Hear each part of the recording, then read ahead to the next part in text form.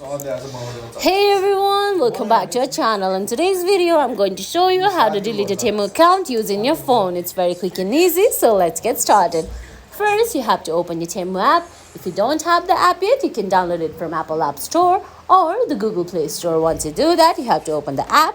Then on the bottom of your screen, you can see there are a few options like home, categories, you and cart.